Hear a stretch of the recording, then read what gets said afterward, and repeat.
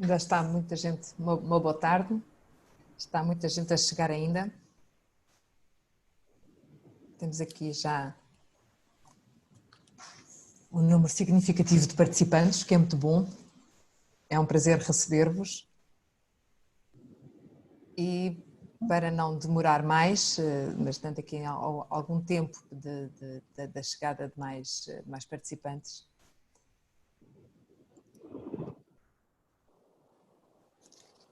dar-vos então as boas-vindas aqui ao webinar. Uma boa tarde. Este webinar sobre o tema Saúde Mental e Trabalho em Casa. Vamos ter connosco a doutora Teresa Espassadim, membro da Direção Nacional da Ordem dos Psicólogos Portugueses, e temos também connosco o Luís Oriola, que fará a interpretação da sessão para a língua gestual portuguesa. Aos dois, muito obrigada, à nossa oradora desta sessão, muito obrigada por ter aceito este convite de estar aqui presente e de fazermos aqui esta comunicação sobre este tema tão necessário nesta altura que estamos aqui a trabalhar em casa. Após a apresentação da doutora Teresa, será aberta a sessão para perguntas e respostas. Devem colocar as questões por escrito no botão que encontram aqui em baixo, que é do Questions and Answers. Faremos depois a recepção dessas questões e depois passará a palavra no final à doutora Maria de Jesus, que fará depois a moderação, ou seja, fará depois a ligação entre os participantes e a doutora Teresa, colocando as questões para ser mais fácil e mais ágil esta nossa comunicação. Desejo-vos uma boa sessão e passo então a palavra à doutora Teresa. Obrigada. Boa tarde a todas e a todos.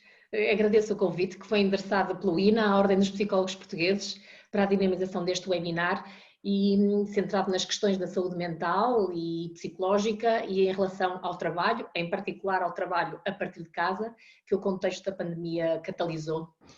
Aproveito também este momento para felicitar o INA pela sua ação e contributo para o desenvolvimento profissional dos trabalhadores da administração pública.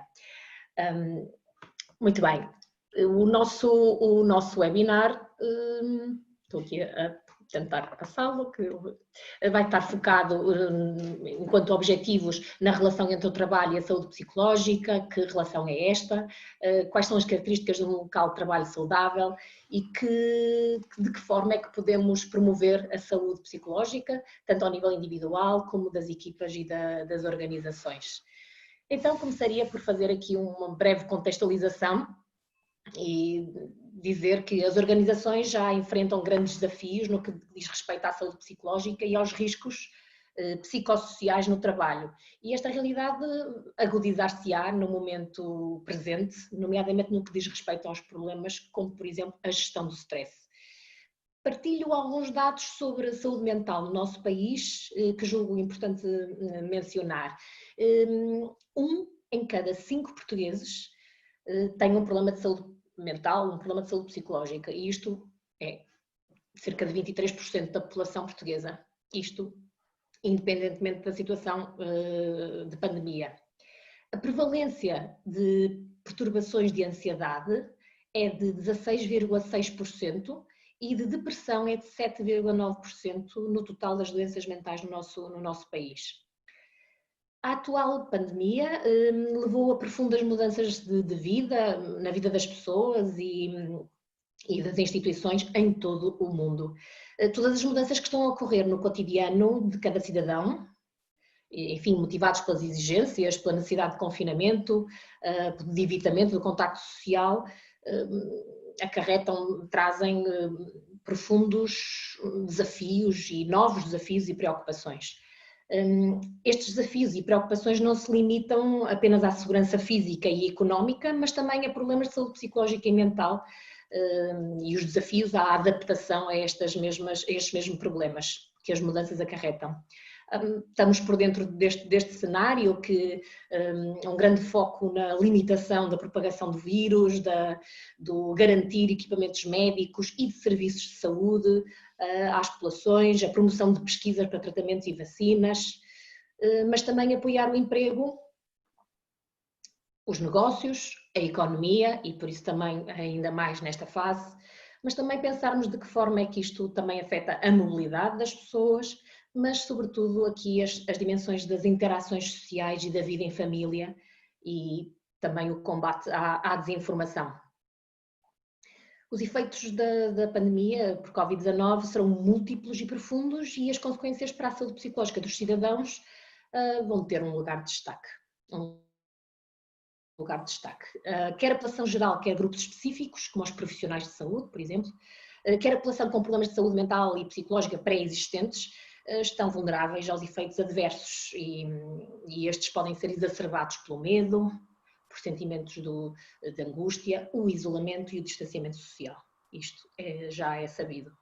Sabemos também que um bom ambiente de trabalho e qualidade das lideranças competentes, portanto, são cruciais para a produtividade e o bem-estar dos trabalhadores e, portanto, em particular na situação de crise é fundamental que os gestores, as lideranças estejam disponíveis fisicamente ou através das plataformas digitais como esta em que nos habituamos tão rapidamente a utilizar, que exerçam a sua liderança através da compreensão, do apoio e do cuidado aos trabalhadores.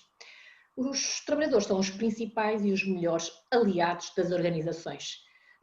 A organização, uma entidade, é uma entidade abstrata. Sem pessoas, ela não existe.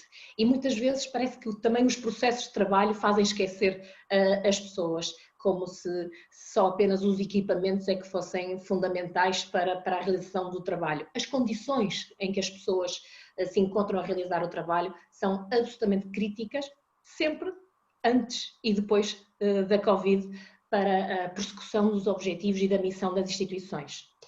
Então, avançando, sem dúvida que podemos pensar que a saúde, e aqui está sempre descrita como, porque é o foco deste webinar, focado na saúde mental, a saúde mental e psicológica é parte integral da saúde do ser humano. E destaco então aqui a definição de saúde da Organização Mundial da Saúde, a OMS, em que no fundo nos diz que a saúde não é só a ausência de doença, é o foco na possibilidade de concretizar um projeto de vida, de vida de cada um, é o estarmos na vida e darmos resposta ao devir. Isso é saúde. E, portanto, nesse sentido é incontornável que não basta a ausência de doença. Cada vez mais, e estamos a falar ainda, independentemente da situação que a Covid despoleta nas mudanças de trabalho, estamos ainda a falar daquelas que já eram situações que causaram profundas alterações.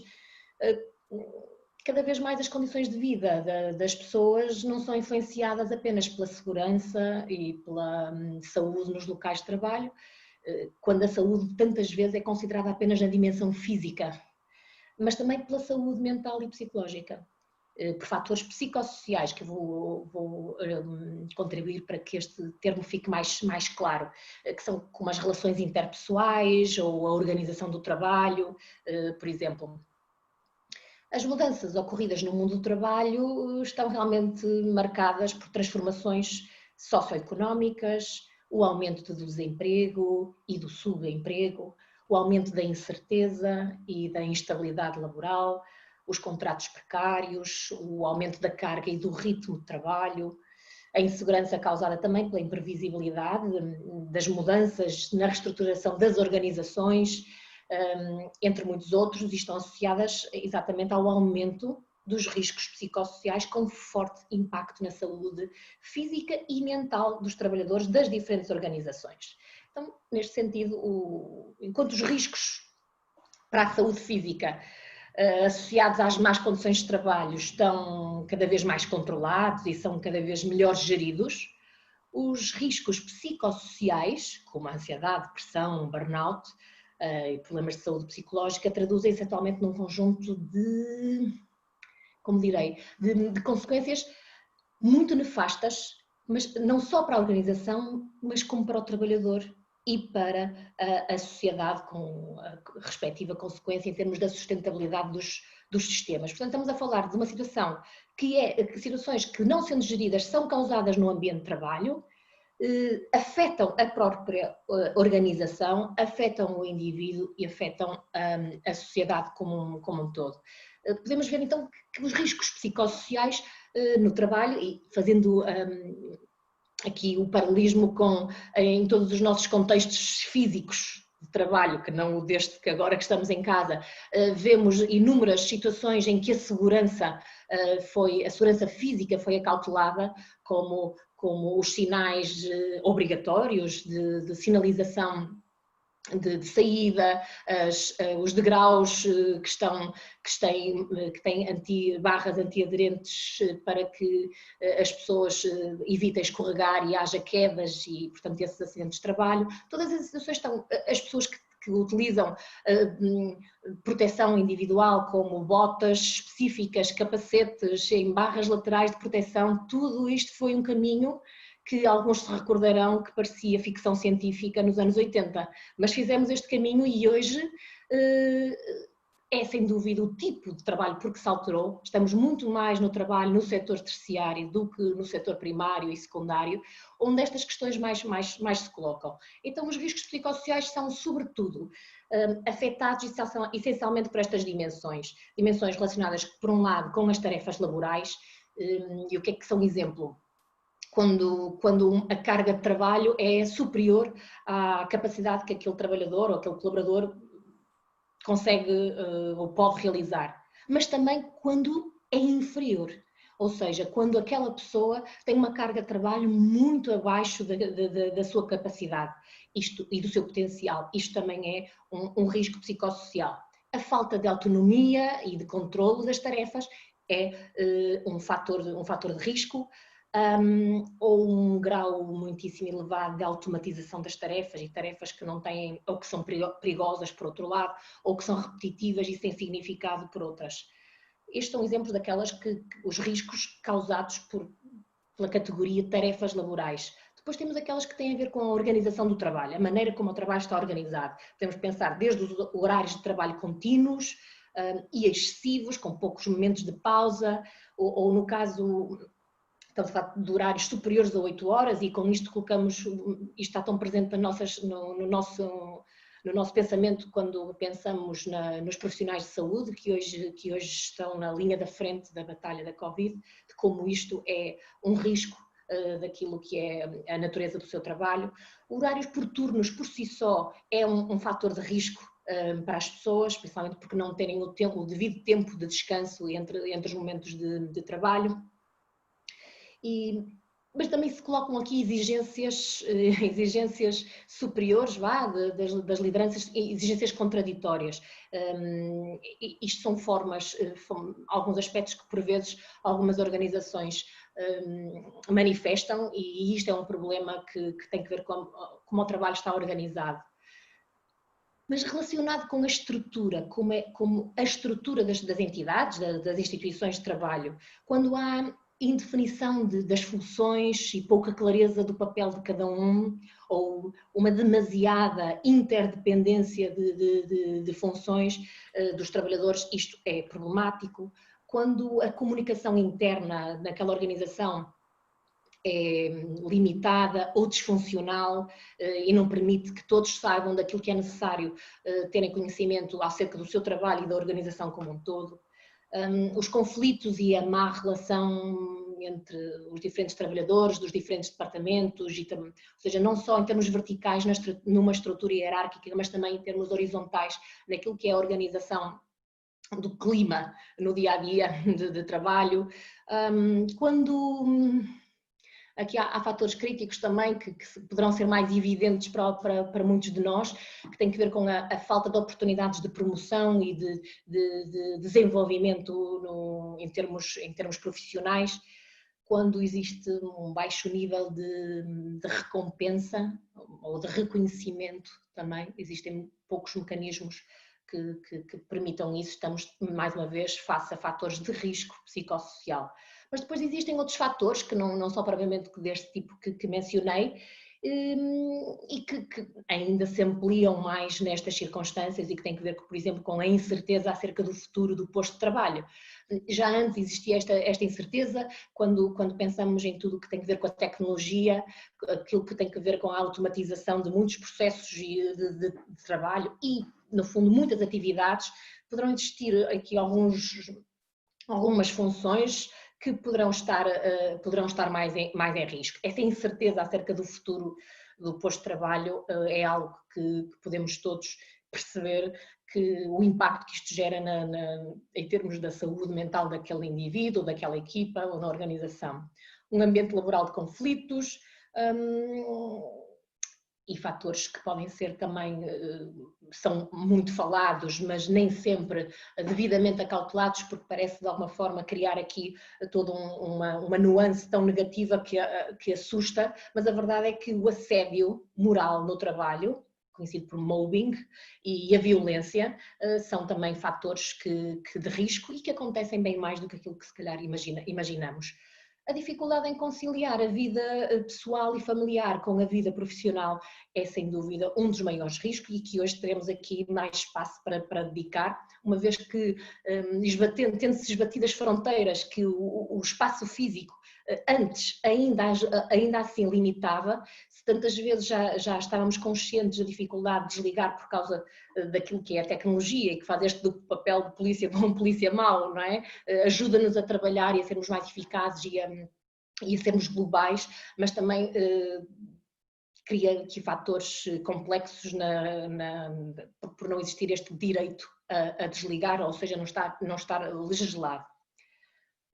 O stress ocupacional é um de outros fatores psicossociais que trazem problemas para a saúde mental dos trabalhadores. Então, avançando, só para termos aqui uma noção aqui de alguns valores, e estes valores eu trago-os de propósito porque, de acordo com o que descrevi, que são os riscos psicossociais, podemos realmente melhorar, agora compreendendo o seu impacto na saúde mental.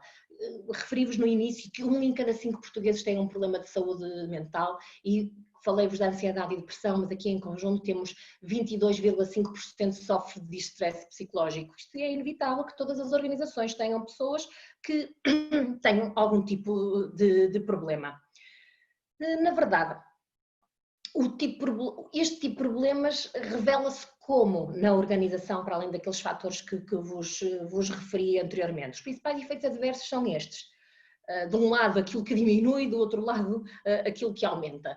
O que diminui, sempre que estes riscos que vos falei, que não são os físicos, são os psicossociais, não são geridos, não são acautelados, pois isto tem um impacto tremendo ao nível da motivação, do desempenho e da produtividade dos trabalhadores.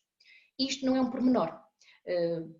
Espero ainda ter tempo para falar acerca da motivação, porque algumas pessoas também é verdade que esperam que sejam os outros a motivá-las, mas se bem que isso é verdade, que é cada um que se motiva por si, também sabemos que há condições que o favorecem e outras que não o favorecem. Portanto, os riscos psicossociais anteriormente descritos afetam muitíssimo aquilo que é o envolvimento do trabalhador na organização. E isso faz com que diminua o seu compromisso. O seu compromisso significa aquilo em que está empenhado em realizar.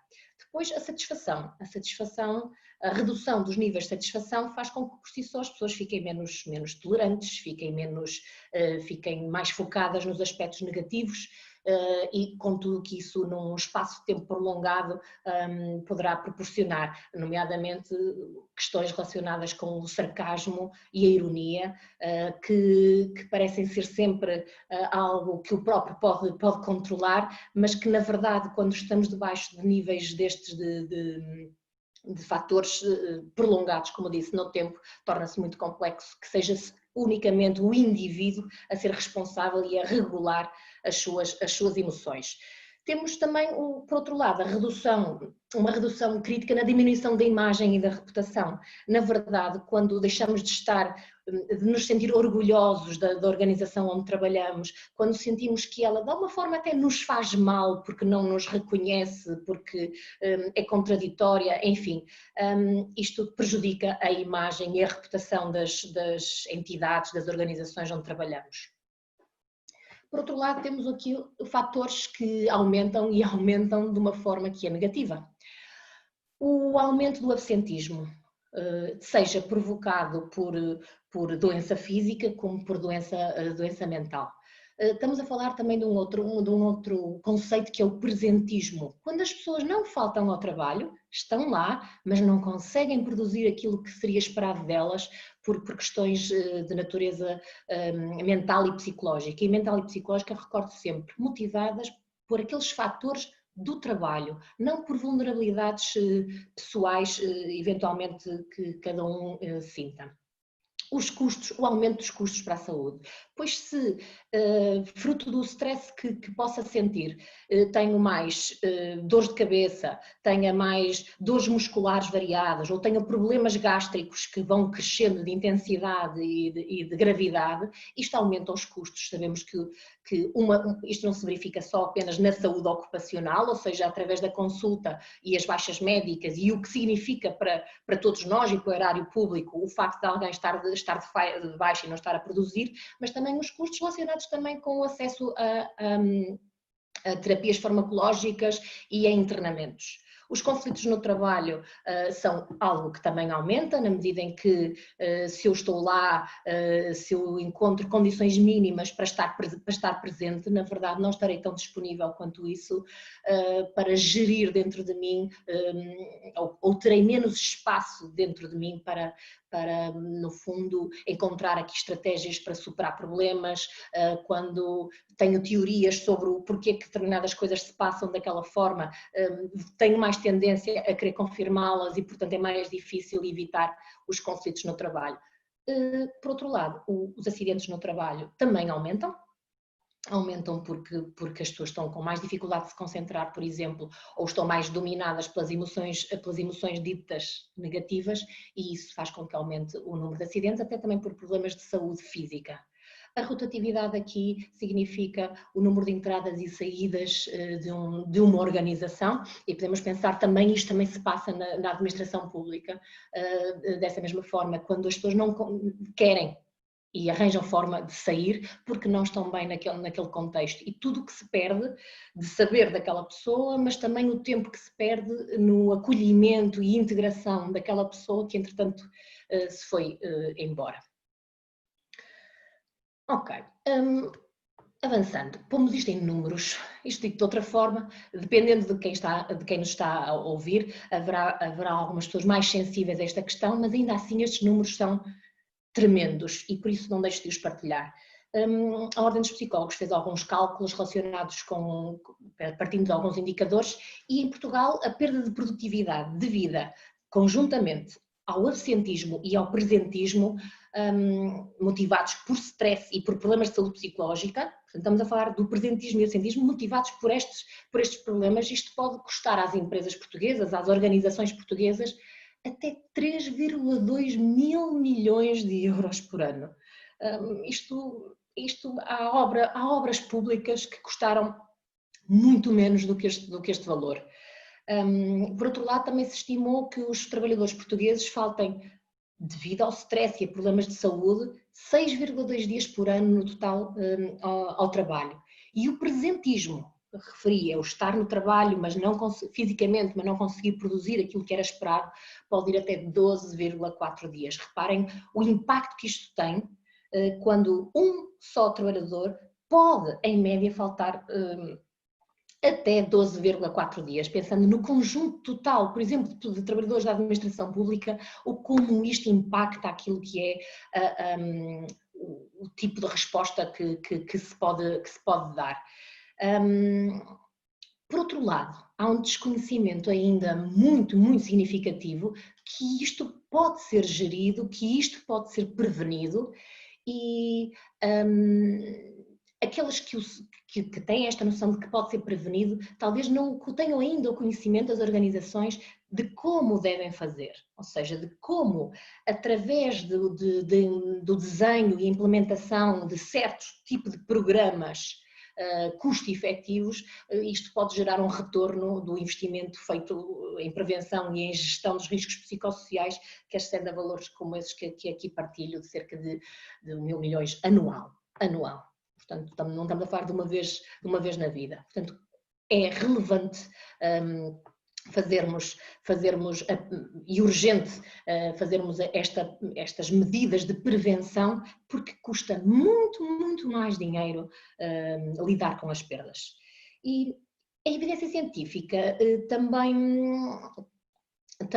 nos demonstra de uma forma consistente, ou seja, não é um estudo uma vez ou outro, e estamos a falar não só estudos em Portugal, como em estudos a nível europeu, que nos demonstram que quando os trabalhadores se sentem apoiados, valorizados, tendem a apresentar maiores níveis de bem-estar e de saúde, e têm também níveis mais elevados de desempenho, de concentração, de motivação, níveis mais elevados de envolvimento e compromisso com os objetivos da organização, e com isso também se reduz a diminuir os problemas, os custos dos problemas, e os custos desses problemas da saúde física associados ao stress ocupacional, como mencionei, as doenças cardíacas, ou as dores musculoesqueléticas, onde se coloca tantas vezes, falamos das dores de costas e as dores de pescoço, como se isso fosse por si só um problema. Portanto, tem aqui uma manifestação física, mas de origem psicológica.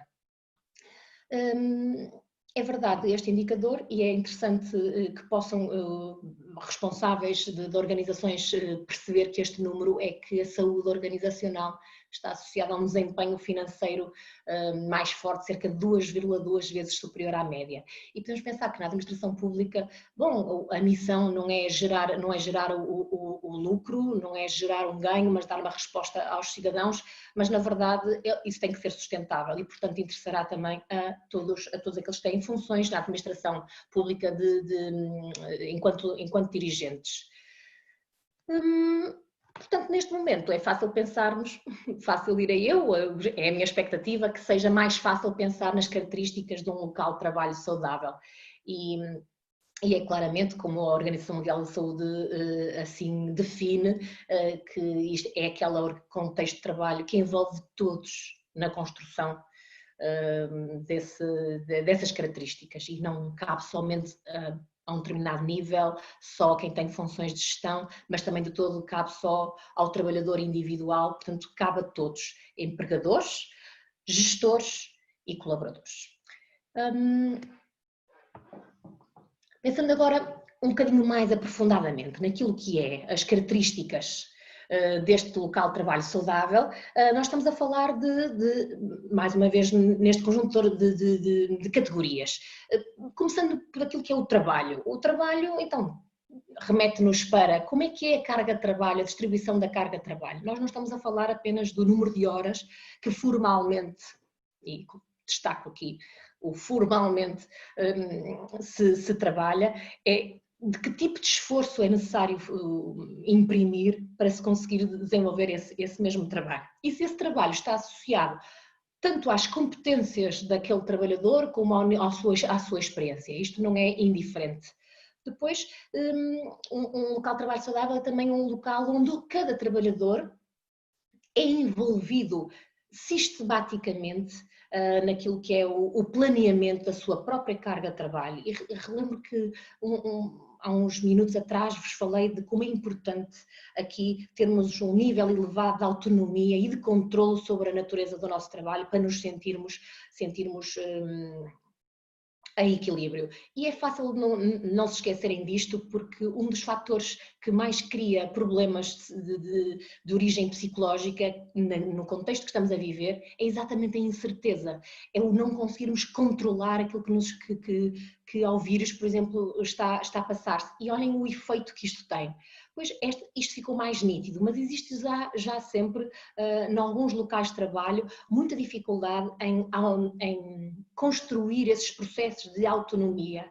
E autonomia não é independência. Quem trabalha numa organização sabe que tem que colaborar para um bem comum, mas autonomia significa ser capaz de pensar sobre o que tem para fazer, sobre a partir do conhecimento que tem e da sua experiência. Falei-vos da clareza dos papéis e das funções. Ainda não mencionado, mas tem muito que ver também com as condições de trabalho a partir de casa, aquilo que é as condições físicas, ambientais, o ruído, a luz, os equipamentos, tudo isto é muito importante. E é muito importante, e não é um pormenor, de pensar que grande parte de nós não tem um escritório montado em casa e, por exemplo, a cadeira onde se senta, ou a secretária, ou a mesa de apoio onde coloca o seu computador, pode não proporcionar aquilo que é uma sua boa utilização. E muitos sentirão nesta altura dores por não estarem em termos as condições ergonómicas garantidas. E quando se trabalha com dor, está-se a fazer esforço. Quando se está a fazer mais esforço, a produtividade é afetada. Se a produtividade é afetada, então é natural que ela não seja, pelo menos, mesmo que não fosse por mais nada, fosse afetada nas condições de trabalho. Ao nível da organização, por exemplo, é se aquela entidade recolhe regularmente informação e também de uma forma sistematizada que permite caracterizar a segurança, a saúde física e psicológica, sempre saúde é isto tudo, e o bem-estar no local de trabalho. Será que as instituições fazem esta recolha sistemática desta informação? Porque é com base na recolha sistemática desta informação que pode ser possível planear e desenhar programas que ajudam a prevenir e a gerir os riscos psicossociais. E, no fundo, e também que medidas de instrumentos são utilizadas pelos locais de trabalho para isso. E se, por outro lado, se isso já é feito, se os indicadores, se a informação recolhida é partilhada com os diferentes trabalhadores, de forma a que seja um assunto de todos e que todos, como eu disse, característica de um local de trabalho saudável, possa ser envolvido a pensar de que forma é que a organização pode ser mais segura e proporcionar maior bem-estar. Mas também se proporcionam também ações de vigilância da saúde, se há... E não são simplesmente ações avulsas. Sempre que estiver a falar destas medidas, destes programas, eu não me estou a referir a ações avulsas que possam ser feitas aqui e ali pelas organizações, mas um plano sistemático que vem de uma avaliação realmente sistemática.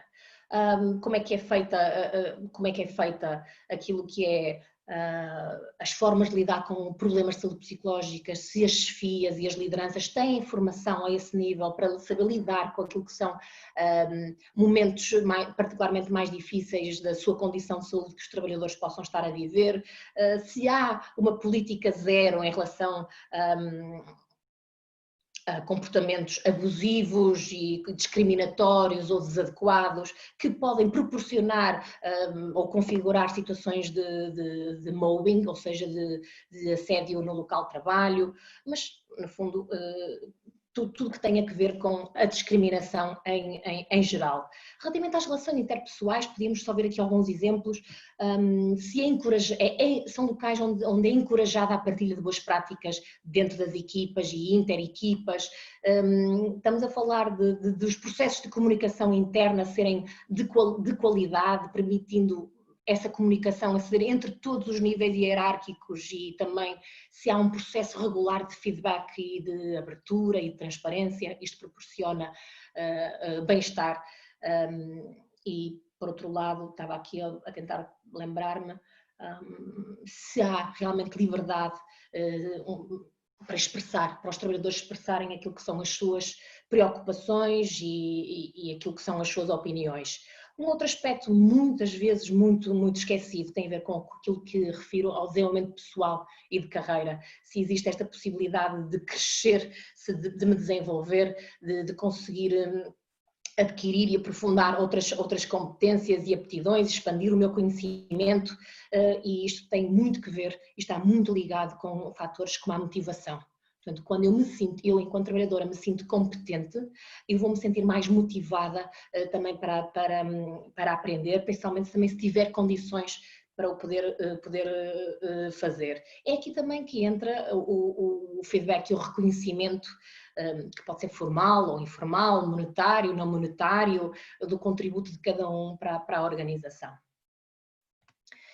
E estamos aqui a título de exemplo uma fotografia que pode ser um espaço de trabalho de qualquer um de nós hoje em dia e que tivemos todos que adaptar as condições físicas, pessoais, familiares, para podermos muitos de nós trabalhar a partir de casa. E isto significa conviver com outras pessoas, principalmente para aquelas que têm, por um lado, crianças em idade, e jovens em idade escolar, e perceber que isso também é o espaço a casa, é o mesmo espaço de trabalho deles, mas também para quem tem adultos idosos ao seu cargo e tem que continuar a apoiar e pensarmos que tudo isto é feito e já existia para algumas realidades, pessoas que faziam este tal teletrabalho, mas trabalhar a partir de casa não é bem teletrabalho, porque quando se tem que providenciar este tipo de apoio a crianças e jovens e a outras pessoas sem o tipo de ajudas que antes existiam, sem se estar sozinho em casa como antes, e isto pensando naqueles que vivem com famílias, na verdade isto traz todo um impacto que é muito difícil e que muitos de nós estão a sentir e que não vai desaparecer com este início do desconfinamento, porque sabemos que também que as recomendações do estado de calamidade nos alertam para este dever de continuarmos a assegurar o distanciamento físico e, portanto, isto continua a existir nas nossas vidas. Pensando agora nas estratégias, o que é que podemos fazer, isto de uma forma mais rápida, tem que andar mais rápido para termos espaço para podermos responder às vossas questões.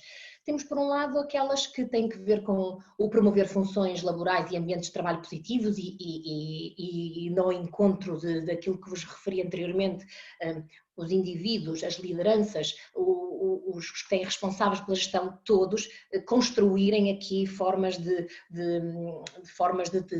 colocar o trabalho seja mais positivo, com todos os exemplos que dei anteriormente. Mas também falar-se abertamente sobre os problemas que têm que ver com a saúde mental e psicológica, com aquilo que é também o apoio aos indivíduos que estão mais afetados por esta realidade. Reduzir também as dimensões do estigma, reduzir esta questão do mobbing, da violência no local de trabalho, que tantas vezes é uma violência verbal e uma violência que não é explícita desta maneira. Mas mais relevante é, sem dúvida, implementarmos estratégias a nível da organização que permitam reduzir e evitar o stress ocupacional, tal como um dos fatores tem que ver com percebermos que a produtividade do trabalho a partir de casa não é igual à produtividade para a maior parte das pessoas quando está fisicamente no seu local de trabalho. Estratégias concretas, pois isto coloca também muito mais ênfase às chefias, às lideranças, porque são elas que também, ao distribuir e organizar o trabalho, também têm nas suas mãos, não todo, porque isso não seria característica de um local de trabalho saudável, mas muito de um poder que tem que ver com a organização deste trabalho. E isto implica não só desde os equipamentos, mas às condições necessárias. Aquele trabalhador que antes no seu local de trabalho tinha os instrumentos que lhe permitiam fazer o trabalho, agora está a partir de casa. Será que ele tem esses mesmos instrumentos e condições? E as condições aqui também implicam admitir que o processo de adaptação a este regime não é marcado pela mesma batuta para todos. Cada um tem o seu ritmo, tem as suas características e trabalha em equipas diferentes e o seu trabalho também é diferente, o que faz com que haja aqui necessidade imperiosa de se reconhecer que isto não é automático e, portanto, necessita de compreensão e de apoio.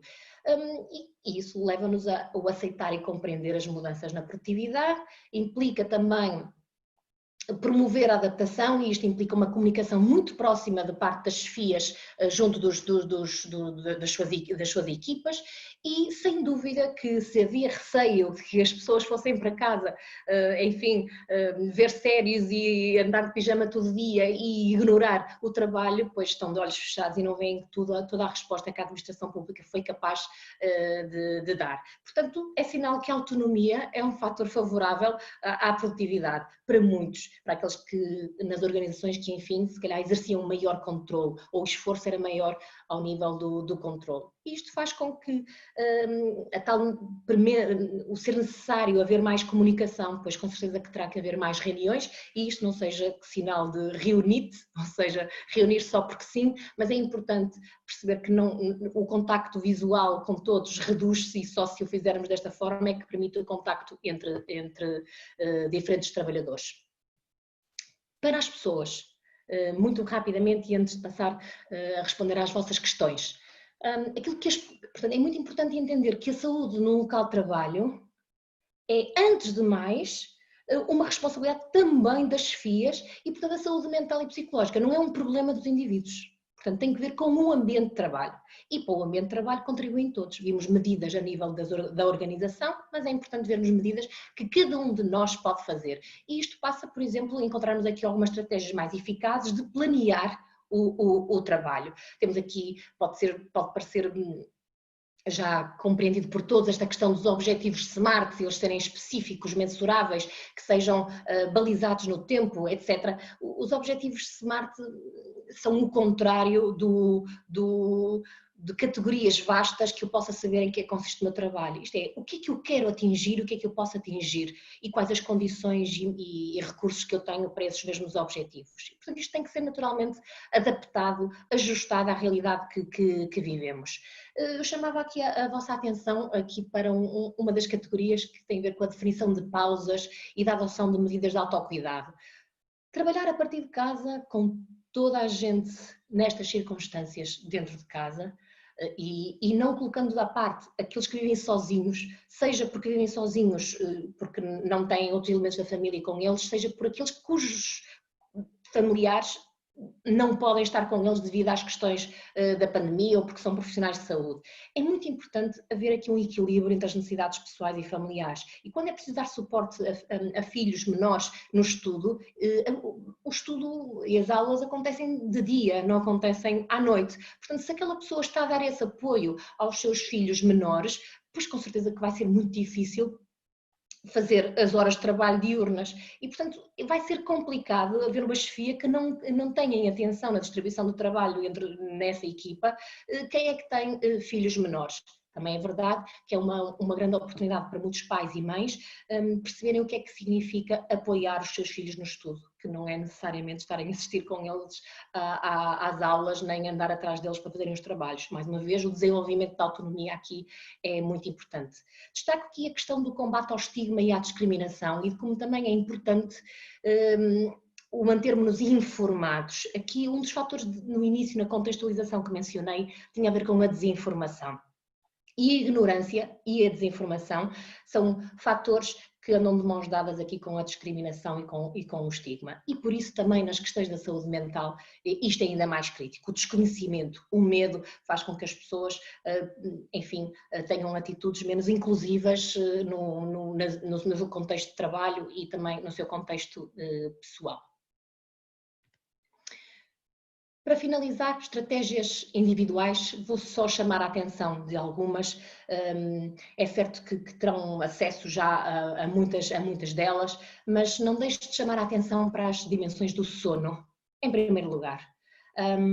Horas de sono. Os portugueses são conhecidos internacionalmente por muitas boas razões, mas também por algumas más razões e a este nível as horas tardias em que se vai dormir, o não haver uma qualidade de sono assegurada, tem um impacto tremendo naquilo que é a atenção, concentração e produtividade. Depois este lado de reconhecermos que não somos robôs, uma máquina, portanto nós não estamos simplesmente programados para fazer aquela tarefa e enquanto o algoritmo não for alterado é aquilo como se nada mais impactasse. É importante percebermos que face às circunstâncias que vivemos, Isto é importante para que o nível de exigência e de pressão que coloquemos a nós próprios não seja demais, para além daquilo que também em termos de equipas de trabalho possam ser sentido. Chamava a atenção também, se permitirem aqui, aquilo que é o não nos isolarmos. O não nos isolarmos, aqui tenho uma particular atenção, porque é-nos recomendado que nos isolemos fisicamente, não emocionalmente. Portanto, é muito importante que seja possível reservar tempos e espaços próprios para partilhar com os outros o que pensamos, o que sentimos, falar de outras dimensões que até possam ser mais ditas superficiais, mas que ajudam a fazer ponto com os outros, mas que não sejam só essas as dimensões, as superficiais, que sejam partilhadas, que os nossos estados de espírito e preocupações possam ter espaço e eco nos outros. Por fim, se algo for já demasiadamente difícil de suportar, pois claro que há estruturas e serviços que entretanto também foram criados para dar resposta à população e aos profissionais de saúde, e este é um dos exemplos do nosso SNS,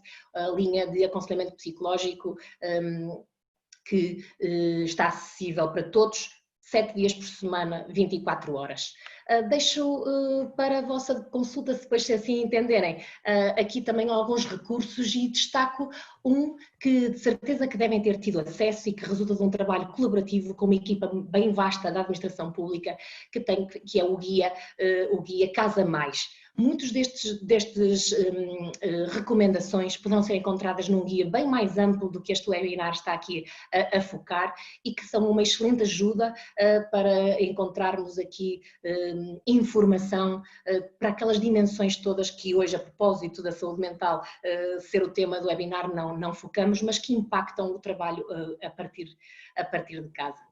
E por isso estou agora disponível para as vossas questões, e agradecer mais uma vez por esta oportunidade e desejar que o trabalho a partir de casa seja sim algo que proporcione a autodeterminação de cada um. Obrigada. Muito obrigada, doutora Teresa, pela excelente apresentação. Nós, de facto, temos muitas questões e vamos tentar responder ao máximo. Peço-lhe a sua capacidade de síntese para podermos responder a todas. Começo logo com a Yolanda de Sousa. Para quando a inclusão de um psicólogo do trabalho na equipa de serviços de saúde no trabalho na administração pública? Está prevista a análise dos riscos psicossociais na administração pública? Como? É verdade que na administração pública existem já diversos excelentes exemplos onde já se faz a avaliação dos riscos psicossociais e onde existem psicólogos nas equipas de saúde ocupacional e não medicina do trabalho. Só essa evolução faz com que possamos perceber que as equipas multidisciplinares e que o contributo de vários profissionais e de várias ciências faz com que isto seja possível. Mas isto ainda não é uma realidade que abranja toda a administração pública, estamos longe disso, mas temos alguns exemplos bons e quero salientar pelo menos 2 que me ocorrem. A Ordem dos Psicólogos estabeleceu um protocolo com o Instituto Superior Técnico, onde foi feita a avaliação dos riscos psicossociais, portanto um exemplo ao nível do Ministério da Ciência e Ensino Superior. Um outro exemplo, e portanto tem psicólogos lá a desenvolver este trabalho. Um outro exemplo recente que tem a ver com o Centro Hospitalar de São João, onde foi estabelecido um protocolo onde será feita esta avaliação dos riscos e o desenvolvimento de medidas a esse nível. Mas as autarquias, portanto ao nível local, são onde existem mais exemplos de protocolos estabelecidos com a Ordem dos Psicólogos para a avaliação dos riscos psicossociais. Muito bem. Existem alguns livros sobre o tema? Eu julgo que esta pergunta foi logo no início, portanto é um bocadinho mais abrangente. Se calhar destacar 1 ou 2. Existe sim, existem vários livros sobre a saúde ocupacional e neste caso da psicologia da saúde ocupacional. De dizer-vos que para aqueles mais interessados em aflorar estes temas conseguem encontrar 2 guias excelentes a partir do site da APA, da American Psychological Association, onde têm esses livros ao dispor. Ok. O José Lambelho pergunta, para minimizar este impacto do absentismo, acha que o teletrabalho agora na moda pode ajudar a resolver este problema? A pessoa pode ultrapassar este problema de forma mais eficaz porque está em casa?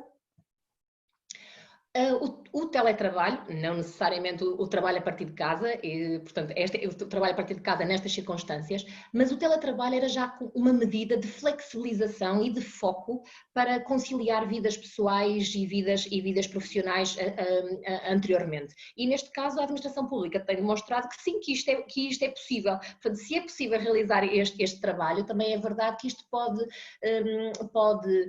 minimizar outros impactos. Agora, trabalhar a partir de casa não passa a ser um trabalhar sozinho e, portanto, se houver fatores psicossociais que tenham que ver com aquele local de trabalho, e quando falo de local de trabalho é a organização e não necessariamente o trabalho físico, o trabalhar a partir de casa pode pôr-nos menos em contacto, mas se for, por exemplo, aspectos que tenham que ver com a carga de trabalho ou da comunicação, trabalhar a partir de casa não vai alterar isso, aliás, até pode ampliar dependendo das equipas. Certo. A Dina Pereira pergunta que, estando em teletrabalho, não podemos utilizar o absentismo e o presentismo, pois o trabalho é feito em casa. Neste caso, a valorização do trabalho feito é passível de avaliação? É possível reconhecer-se o trabalho a partir de casa e sim, na verdade, se eu estiver com uma gastroenterite e incapaz de estar de pé, chamado de pé, a trabalhar, isso vai-se notar. Portanto, nesse sentido, há uma falta ao trabalho, ainda que esse trabalho, nestas circunstâncias, estivesse a ser prestado a partir de casa. Outra forma de reconhecimento do trabalho feito a partir de casa e não o controle tem que ver com a presença próxima, a proximidade daquilo que são as chefias e o papel fundamental que têm para que esse trabalho prestado a partir de casa seja visível. Não é o controlo, é a visibilidade e o reconhecimento. Muito bem. O Carlos Domingos pergunta que desde há 3 semanas tenho tido distúrbios de sono. Poderá estar relacionado com o teletrabalho?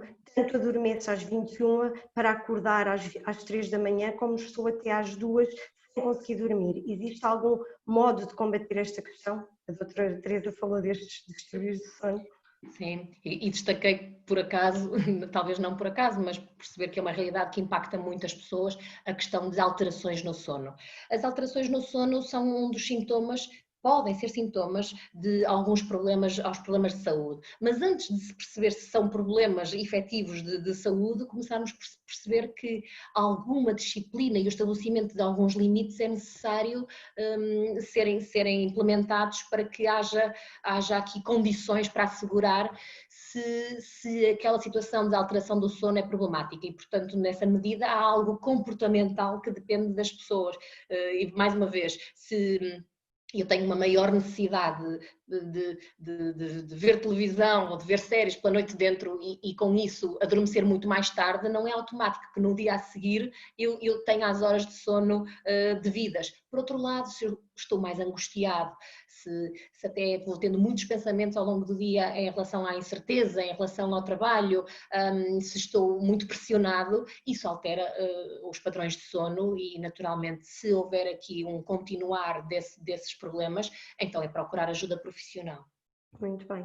O Nuno Correia coloca uma questão que tem a ver com: foi efetuada uma avaliação dos riscos psicossociais aos funcionários da administração pública em regime de teletrabalho para se conseguir chegar a estes resultados? Qual a ferramenta utilizada e qual a amostra? Não apresentei qualquer tipo de resultados na minha comunicação sobre o regime de teletrabalho. Portanto, os dados que eu apresentei tinham que ver com a presença no trabalho físico. Os psicólogos utilizam um instrumento que se chama COPSOC, é um instrumento de avaliação dos riscos psicossociais aferido para a população portuguesa e é uma das formas de obter resultados fidedignos. Aquilo que é o impacto na saúde mental e psicológica durante a pandemia e, portanto, a partir do momento em que se generalizou a prática do teletrabalho ou do trabalho a partir de casa, pois ainda não existem muitos estudos ainda a decorrer, mas de larga escala ainda não temos esses dados. Muito bem. A Susana Maria fala de que a produtividade pode ser monitorizada, logo o trabalho em casa pode ser produtivo. Na minha opinião, deve haver muita formação nas tecnologias. Este é apenas um comentário de conclusão, digamos assim. A realidade, do Miguel Gonçalves, a realidade da função pública está um caos. Eu sou assistente técnico e não há oportunidade para os funcionários. Poucas formações, cada vez mais no trabalho é digital, cada vez mais contratam técnicos superiores em vez de darem a oportunidade e formar mais os que estão muitos anos com experiência. Isso também terá a ver com a motivação, que a doutora também falou. Uma das dimensões que falei que tinham a ver com o desenvolvimento de carreira é um dos fatores que deve ser acautelado nas organizações e dar instrumentos de desenvolvimento de competências a quem já lá está, para que possa sentir-se competente e motivado para se manter ligado àquele local de trabalho. Sim, mais investimento no desenvolvimento das pessoas. Temos aqui outra pergunta. Será possível... O regresso ao local de trabalho implica novos desafios a nível mental, nomeadamente o voltar à exposição ao risco de contágio. Que estratégias mentais adotar para lidar com isso enquanto se trabalha na organização? E que dizer das pessoas preocupadas com a saúde dos filhos que regressam à escola no dia 18? Tem havido alguns comentários sobre o quão exemplares os portugueses e também internacionalmente tão exemplares que fomos naquilo que foi o confinamento e a adoção de medidas de proteção, e é sem dúvida um grande desafio o percebermos agora que condições individuais e da organização são proporcionadas para que as pessoas se sintam progressivamente mais seguras para retomar algumas das rotinas. Na verdade, devemos pensar que seguir as recomendações que nos são dadas pela Direção-Geral da Saúde é uma forma de nos focarmos no que podemos fazer e não no que não podemos. Claro que há risco, ninguém pode dizer-lhe que não, mas nós talvez não precisemos de tudo na vida, de 0 certezas ou de 100 certezas. E há aqui os comportamentos das pessoas que têm um fator muito relevante. As organizações, as diferentes entidades devem estar muito sensíveis a como proporcionarem essa segurança às pessoas. E isso passa por exemplo, comunicarem que alterações, que medidas estão a adotar, explicar-lhes uma e outra vez para que as pessoas se sintam progressivamente mais seguras e principalmente exatamente por isso, porque alguns deles terão filhos como aqui a questão foi mencionada, e a partir do dia 18 voltarão às escolas e, portanto, não são só os professores que têm que lá ir dar aulas, mas também as famílias que vão precisar de deixar os seus filhos regressarem à escola. A comunicação aqui é essencial, clara, simples, que possa ser compreendida a cada momento para gerar confiança. É a geração de confiança que vai permitir que as pessoas lidem com os seus medos, porque não é preciso que não se tenha medo. É preciso que se lide com o medo. Muito bem. Ana Silva pergunta se a ergonomia tem como objetivo garantir a saúde e a segurança dos trabalhadores e aumentar os níveis de produtividade, porque é que os serviços públicos é o que menos importa?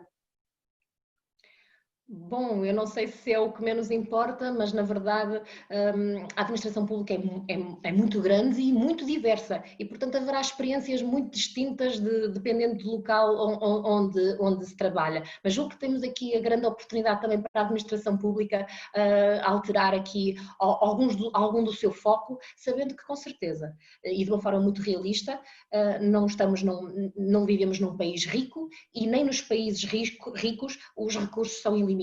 E, portanto, terá que ser progressiva a atenção a alguns fatores que talvez antes não eram bem acautelados. Muito bem, não vamos conseguir responder a tudo, mas a Sara Timóteo fala de que forma o nosso isolamento em casa pode aumentar os nossos comportamentos de exclusão do outro. Poderá se não tivermos consciência disso. E, portanto, o importante aqui é lembrar que para a nossa própria saúde precisamos é próprio da nossa espécie, de ter ações mais intencionais de contacto com os outros, porque eles não nos vão entrar pela porta adentro, a não ser que a gente lhes abra a porta. E aqui o abrir a porta é simbólico, é procurar que as pessoas cheguem a nós e nós cheguemos até aos outros. E é quando lidamos e contactamos também com a diversidade que podemos ser inclusivos. É mais fácil termos medo e de estigmatizarmos o que não conhecemos e o que não temos experiência. Portanto, aqui a diversidade traz este fator crítico. E as equipas de trabalho muitas vezes têm alguma diversidade e por isso também trazem um papel para a vida das pessoas que se calhar nas suas vidas pessoais não teriam tanta diversidade. Portanto, aqui o trabalho também pode ser promotor de diversidade e por isso de inclusão. Certo. Aqui uma última pergunta que nós vamos ter que terminar. A Paula Costa diz que pediu o favor de elaborar um pouco como pode gerir de uma forma eficiente pessoas que podem não estar disponíveis todo o tempo de trabalho, por exemplo, para dar apoio aos filhos, com outros que têm disponibilidade total, situação que poderá gerar mal-estar entre as equipas. As questões da justiça. Somos todos muito sensíveis às questões da justiça, mas justiça não é dividir o trabalho a metro e distribuir por todos de forma igual. E, portanto, perceber numa equipa, uma equipa é exatamente isso, não é simplesmente um grupo de pessoas para quem é distribuído trabalho, mas é esta consciência que trabalham juntos, coletivamente, para algo. Quanto mais claro estiver esse propósito, que é o que é que nós enquanto equipa fazemos e de como é que nos podemos ajudar mutuamente para que esse trabalho da equipa seja conseguido, pode deixar de ser visto a questão do mas eu trabalho mais do que aquela pessoa, porque isso também não seria justo. Por outro lado, também é verdade que é muitas vezes valorizado uma certa forma até pelas expressões, a conciliação vida familiar profissional. E eu gosto de alertar para a vida pessoal e familiar e a vida profissional, porque nem toda a gente tem família a quem cuidar, ou poderão já ter pessoas, filhos crescidos, e portanto nesse sentido também não têm que ser castigados, entre aspas, porque muitas vezes o sentimento das pessoas pode ser castigados porque há outros que têm mais limitações. Mas não é este o sentido de uma equipa, que essa outra pessoa tem mais limitações, porque é que eu não ajudarei neste momento? Se houver a confiança entre os elementos da equipa, que agora nestas circunstâncias é este fator que a mim me impacta mais, eu poderei ter a confiança que num outro momento poderei ser eu a beneficiar com o reconhecimento da multiajuda. Portanto, sem dúvida que o trabalho não pode ser distribuído equitativamente, porque isso não é sinal de justiça, isso pode ser uma grande injustiça, mas que deve haver momentos intencionais onde isso possa ser explicado, conversado e encontrado soluções em equipa. Isso já é outra coisa. Muito bem, nós temos há aqui muitos comentários, muitos parabéns pela apresentação da doutora Teresa. Portanto, nós pedimos desculpa, mas não vamos conseguir responder a tudo, portanto fica para uma próxima oportunidade seguramente. Em nome do INA, eu agradeço imenso a excelente apresentação da doutora Teresa, certamente ficámos muito mais enriquecidos e muito mais sensibilizados para determinadas estratégias que podemos usar no nosso dia-a-dia. Agradeço também a presença do Dr. Luís Oriola, que nos esteve a acompanhar na interpretação da língua gestual portuguesa. Eu vou lançar um inquérito que apenas gostaríamos que nos dessem a vossa apreciação em relação a este webinar. Agradecemos imenso a presença de todos, tivemos sempre muitas pessoas e, portanto, o que prova que esta temática é, sem dúvida, bastante atual e interessante para o nosso público-alvo. Só me resta dizer que vamos disponibilizar a gravação dos outros webinars que temos vindo a realizar no nosso canal do YouTube, no canal do YouTube do INA, e amanhã às 15 horas estaremos novamente a realizar um outro webinar pelas 15 horas, numa outra sala, e é sobre comunicar com os trabalhadores em contexto de pandemia.